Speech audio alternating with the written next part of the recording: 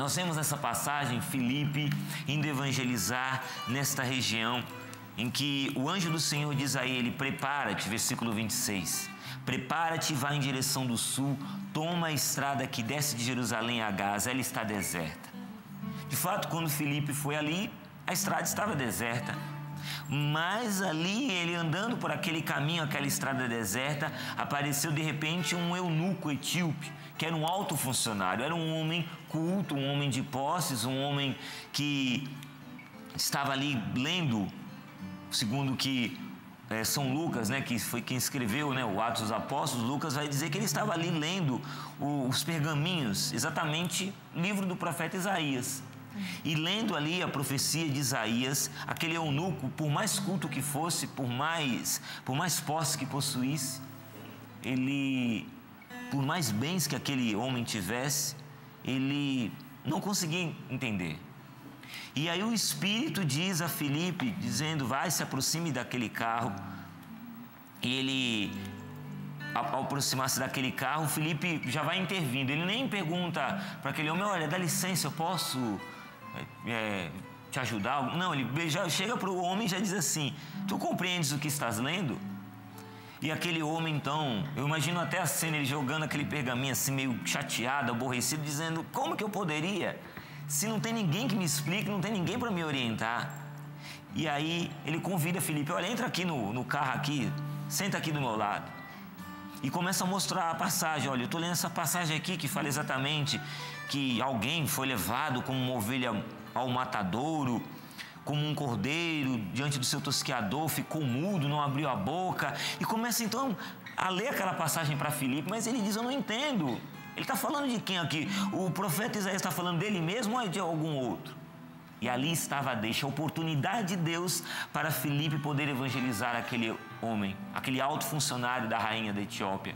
E ele começa então a falar e anuncia-lhe, diz Lucas aqui, escreve dizendo: anunciou-lhe Jesus, no versículo 35. Ele não anuncia outra coisa a não ser Jesus. Ele não anuncia algo, anuncia alguém. E diz para ele a respeito de Jesus: olha, Filipe, essa ovelha conduzida ao matador, esse cordeiro que emudeceu, não abriu a boca e foi conduzido ao tosqueador, esse que humilharam e lhe negaram justiça, de quem estão falando não é de Isaías não, é de Jesus. E começa a falar de Jesus, explica para aquele eunuco etíope, explica a ele quem é Jesus. E interessante que ali Filipe, ele não para apenas na explicação, no anúncio, mas como aquele homem precisava de uma resposta, ele dá a resposta àquele homem, explicando a ele do que se tratava aquela passagem, dá a ele a orientação que ele precisava, mas ele não para apenas naquilo. Aquele homem, aquele eunuco precisava de uma resposta, não apenas uma resposta como podemos dizer, na inteligência, na explicação, uma resposta teológica, uma resposta teórica, vamos dizer assim. Ele precisava de uma resposta na prática. Ele precisava fazer uma experiência com Jesus.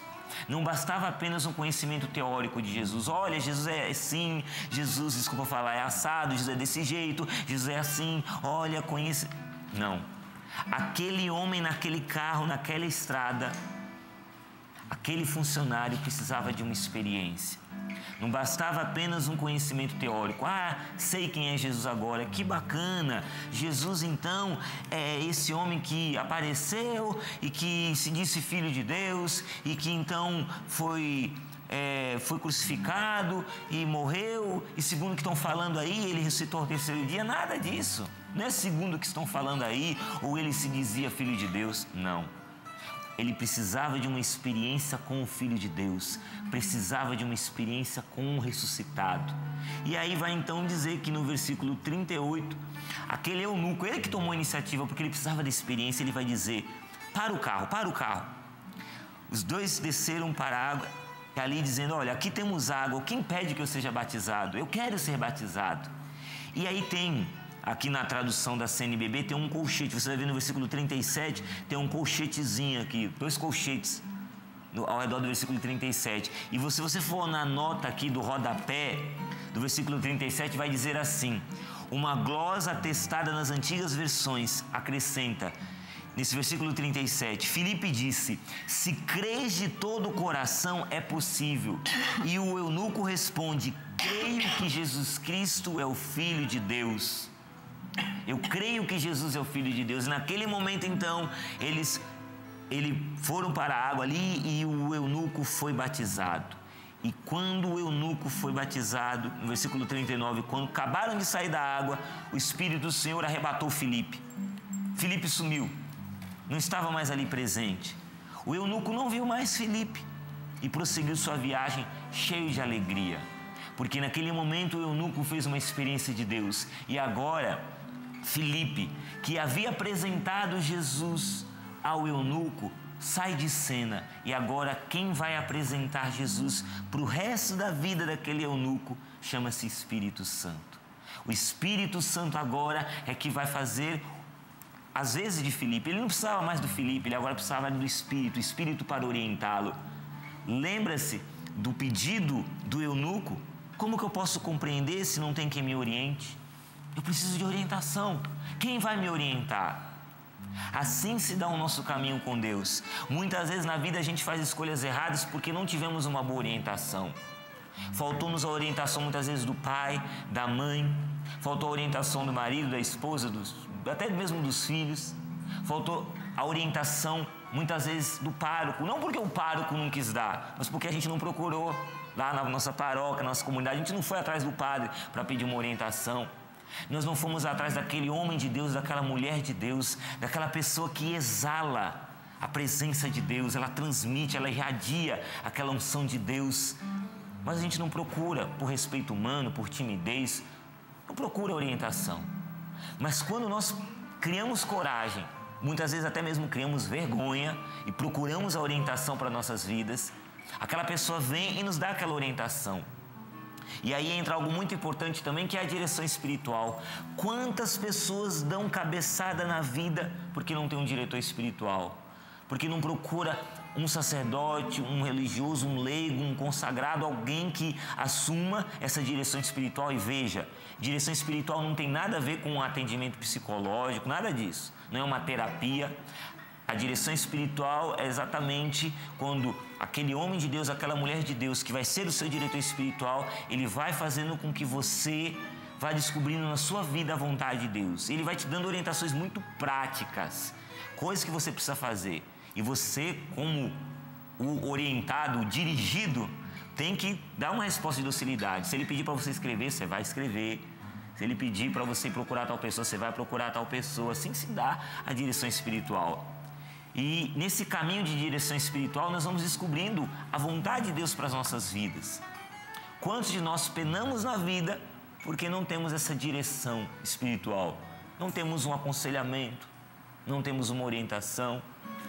Todos nós precisamos de respostas. Todos nós na vida precisamos de respostas. E nós, homens e mulheres de Deus, precisamos dar a este povo sofrido, a este povo machucado, a resposta.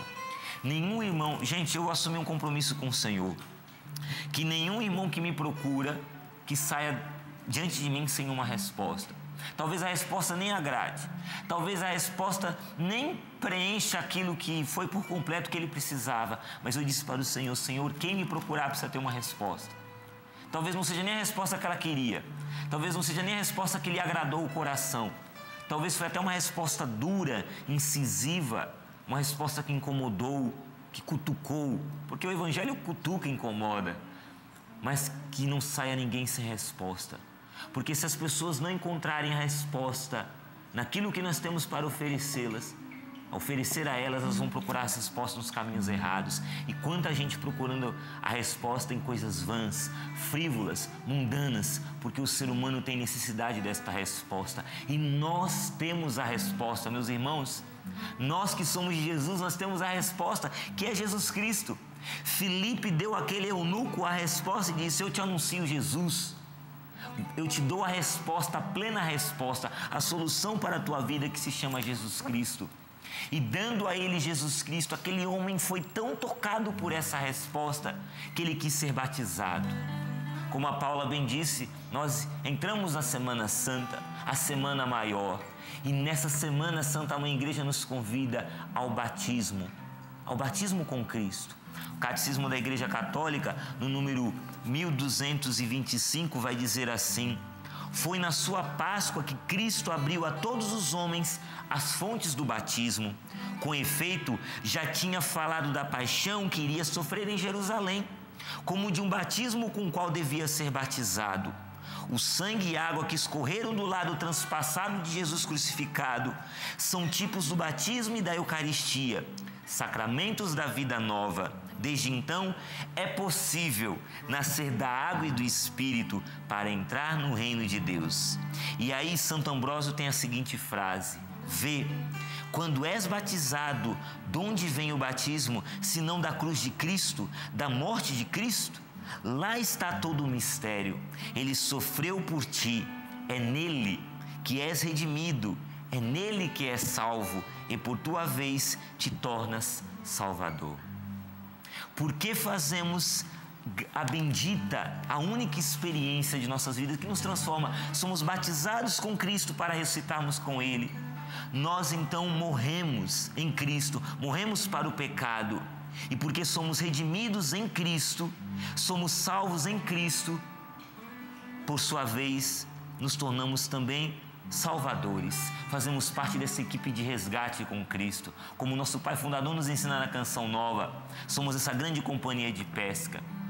Se hoje eu estou aqui, se a Paula Guimarães está aqui, se o Sapo, se cada um dos que estão aqui hoje, cada um dos meus irmãos e irmãs estamos aqui hoje para evangelizar, é porque em primeiro lugar fomos evangelizados. É porque em primeiro lugar fizemos a experiência com esse Jesus maravilhoso. É porque um dia Ele entrou em nossas vidas e morremos para o pecado. A cada dia vamos morrendo para o pecado, nesse lindo processo e nesse árduo processo chamado conversão. Ninguém dá aquilo que não tem, meus irmãos. Por isso, o nosso propósito na Canção Nova é de sempre ser esta resposta de Deus, não resposta nossa, porque eu por mim mesmo não tenho nada para te oferecer. A Paula por ela mesma, ela não tem nada para te oferecer. Ouro e prata não temos, mas o que temos nós te oferecemos, nós te damos, que é Jesus Cristo. A experiência que fazemos a cada dia com o Senhor e aquilo que Filipe fez com aquele eunuco. Ele não disse nada, nada mais, nada além do que Jesus Cristo, porque bastava anunciar Jesus Cristo. Quando se anuncia Jesus Cristo, isso basta. E Jesus vai fazendo toda a obra. As pessoas hoje têm sede, meus irmãos, desse anúncio de Cristo. Jesus é a resposta. Precisamos hoje transmitir ao mundo, e essa Semana Santa é este grito da igreja dizendo: olhem para a cruz, esta é a grande resposta para o mundo. Olhem para o sepulcro vazio, Ele não está morto, Ele ressuscitou. E o nosso Deus é o Deus da vitória, é o Deus que venceu a morte, é o Deus da vida. Meus irmãos, a igreja hoje oferece a mim e a você a resposta. Não precisamos mais procurar a resposta em outros lugares. Não precisamos buscar as respostas nas esquinas da vida, nos vícios, nas prostituições, nos maus hábitos, nos altares que este mundo nos oferece, nos falsos profetas. Não precisamos mais procurar as respostas em coisas vãs. Não precisamos mais buscar a resposta na prostituição, no sexo livre e desenfreado. Não precisamos mais buscar a resposta da felicidade no adultério. Não precisamos mais buscar a resposta no divórcio, na separação. Não precisamos mais separar do marido, da esposa, para dizer: agora sim eu posso ser feliz. Não precisamos mais buscar a resposta para a felicidade em nossas vidas em outras coisas, senão aquilo que a Santa Mãe Igreja tem nos ensinado. A resposta está aqui na Palavra de Deus. A resposta está todos os dias diante dos seus olhos, em cada sacrário, presente em cada capela deste mundo, deste planeta. Vá hoje diante de Jesus Eucarístico, ajoelha-te diante dele e procura para a tua vida a resposta, meu irmão, minha irmã. Aquele eunuco quis ser batizado e diz que Filipe saiu de cena, porque não precisava mais de Filipe. Porque o Espírito Santo, o Espírito do Senhor estava agora dentro do coração daquele eunuco, conduzindo a vida daquele eunuco. E ele prosseguiu sua viagem, o seu caminho, a sua peregrinação. Ele continuou caminhando pelas estradas da vida cheio de alegria, não mais triste.